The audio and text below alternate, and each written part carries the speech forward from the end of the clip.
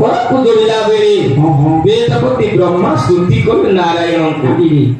ନାରାୟଣ ବିଚାର କଲେ ଆଉ ପରପଦ ଗୀତ ଗାଉନି।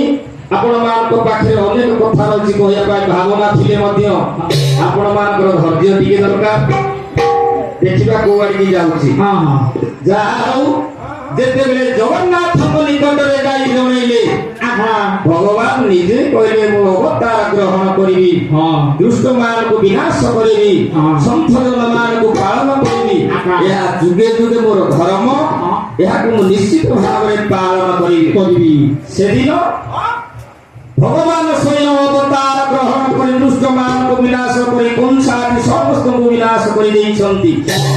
ଯେଉଁ ପ୍ରଭୁ ଇଏ ମହାଜଗତରେ ଜନମ ନିୟନ୍ତି ଦୁଷ୍ଟମାନଙ୍କୁ ବିନାଶ କରି ସନ୍ଥଜନମାନଙ୍କୁ ପାଳନ କରିବା ପାଇଁ ସ୍ୱୟଂ ସେ ପ୍ରଭୁ ଆଜିର ମଞ୍ଚରେ ମଞ୍ଚାସୀନ ହୋଇ ଯେଉଁ ବାପାଙ୍କ ପାଇଁ ଆଜି ବାର ମହୋତ୍ସବରେ କୀର୍ତ୍ତନ ଚାଲି ରହିଛି, ସେ ବାପାଙ୍କୁ ମୋର ବୈକୁଣ୍ଠ ପ୍ରାପ୍ତି କରିଦେବା ସହିତ ଜଗତର ନାଥ ଜଗନ୍ନାଥ 22 ପାବନରେ କୈବଲ୍ୟ ଭୋଗୀ କରିବା ସହିତ ତାଙ୍କ ଶୋକ ସନ୍ତପ୍ତ ପରିବାର ବର୍ଗଙ୍କର ମନର ସେ ଦୁଃଖର ଛାଇକୁ ଦୂରୀଭୂତ କରି ପୁଣି ପୁନର୍ବାର ପ୍ରଭୁଙ୍କର କୃପାରେ ସେ ସୁଖ ସନ୍ତପ୍ତ ଫେରି ଆସୁ ଏବଂ ଉପସ୍ଥିତ ଥିବା ସମସ୍ତ ଜନତାଜନାଥମାନଙ୍କର ସେଇ ଜଗତର ନାଥ ଜଗନ୍ନାଥ କଲ୍ୟାଣ କରନ୍ତୁ। ସର୍ବେ ଉଚ୍ଚ କରି ବୋଲ ଆନନ୍ଦେ ଗୋ ଆନ ହରି ବୋଲ ହରି ବୋଲ ହରି ବୋଲ। ମୁଖେ ଭଜ ରାମ କୃଷ୍ଣ,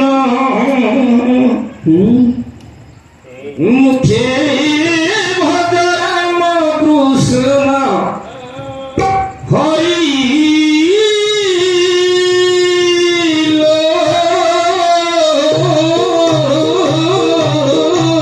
সারি